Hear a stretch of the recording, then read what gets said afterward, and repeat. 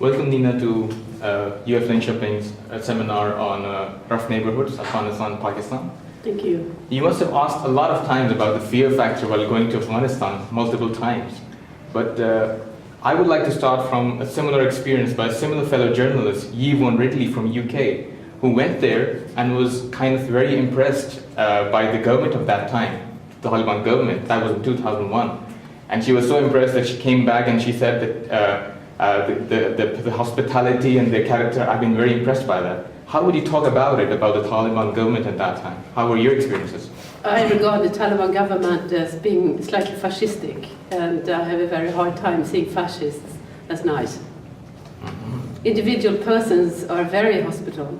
Every Afghan I have met so far, and also Pakistani, has been extremely hospitable and delightful to be with. But as a system and legalized in the way they oppress people, and also, I mean, the crimes against the people, that is far from nice. Okay. What do you think are the strategic interests of the major superpowers in the last 20 years in that area? I mean, the tribal area of Pakistan as well as Afghanistan. I think that the leaders of the superpowers are, as we speak, finally finding the right words to their involvement. It's been ridiculous. It's been based on very little knowledge and lots of presumptions, and playing games with the people in the area, and games that has had devastating effect on the civilians. Very tragic. Do you think it was okay of the United States to blame the Afghan nation without proving the 9/11 or putting all the blame on the Afghan nation and attacking it altogether? I haven't heard that any American representative have blamed the Afghan nation.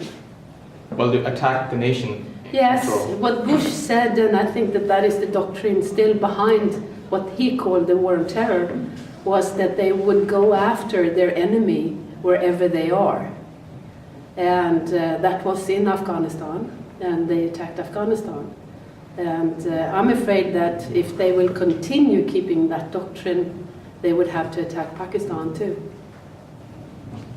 Because what Bush said at the time was that they would go after their enemy in the country they were, or in the countries that would harbor their enemies. And that's why, because on the 9/11 planes, there were no Afghans. But now the Taliban are equated to the other militants who they were going against. So. Well, the Americans tried, even after they started to bomb Afghanistan, to make a difference between the Taliban and Al-Qaeda.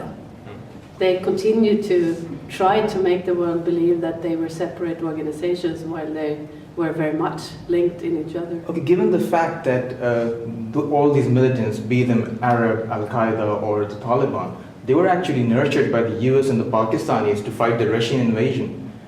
Isn't it their own unclean mess that is still there, and Absolutely, and that's... And they're to be blamed for it. Well, what I'm referring to is that even leaders of supernations, if whatever, the United States, France, are finally realizing that what they have nurtured has now turned against them. And to me, that has been a very obvious picture for a very, very long time. Absolutely. And it was also Saudi Arabia behind the creation of the Taliban. And I think that there is a danger to the powers of Saudi Arabia too when it comes to a popular uprising, that they don't want either. Okay, given another fact that Pashtun culture in the region, especially in the tribal area of Pakistan, if you come towards this side of the border, it's home to handcrafted guns and weapons, and that's the part of their culture. They can't take it out of their homes. What do you think is required from the Pakistani government side for the stability in the region? I think that that is a very misperception of the Pashtun people living in the tribal areas, that they are armed to begin with.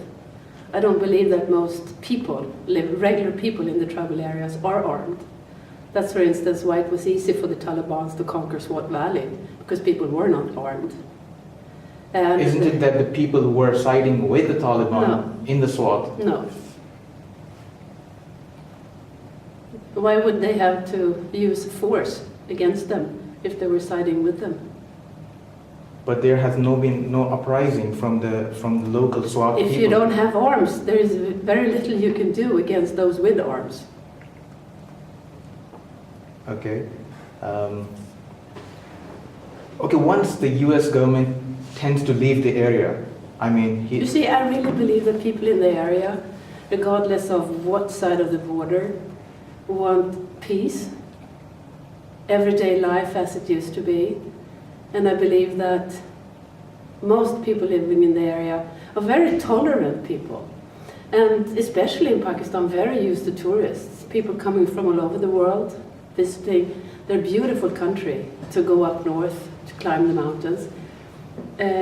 I don't think that they're violent at all, really. I think they want peace, live in harmony, guard themselves. The reason that it's starting to getting a little violent is that the Pakistani army is actually going against their own people.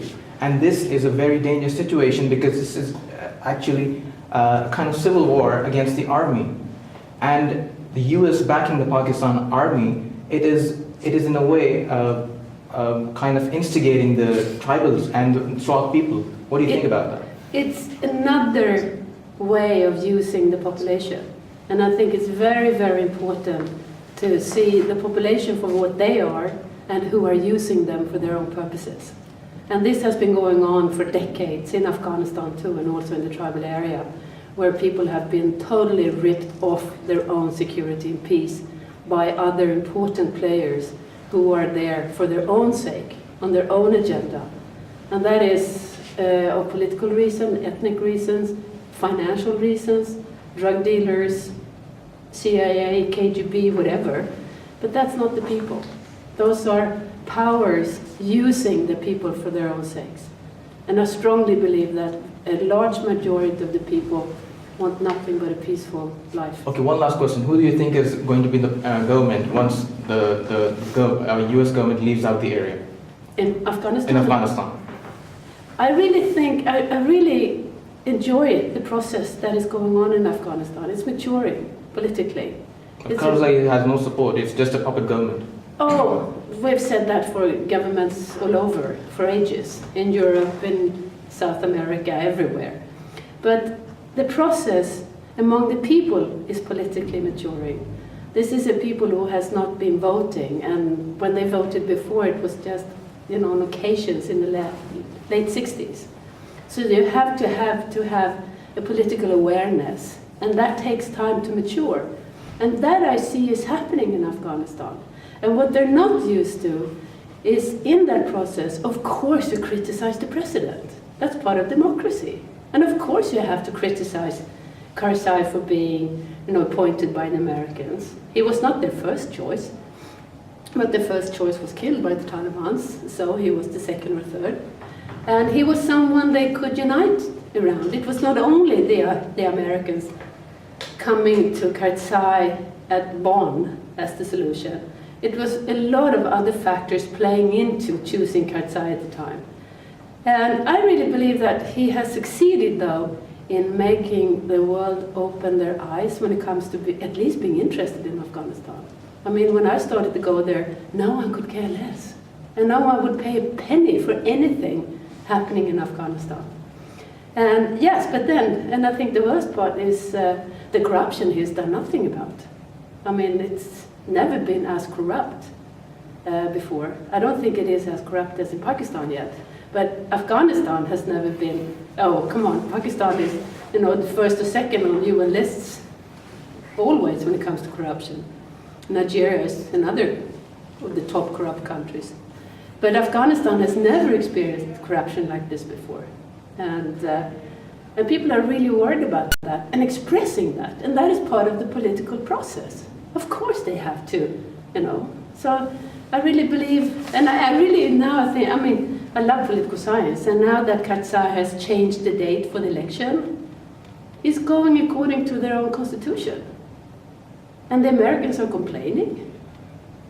Their own parliament isn't, because now they think he's doing what we have decided upon. We're doing this. Perhaps he's now realizing that following the superpower agenda is not as good as it should be. It depends on how we look upon it, in private business or for the people. But no, I think there is great hope for Afghanistan, but I'm terribly afraid of having more military actions in the area. And I'm not one of those behind Barack Obama sending more troops to Afghanistan. I don't think that's the solution. Thank you so much, Nina. Thank you. Very, very good having you here. Thank you Thank very you so much. much.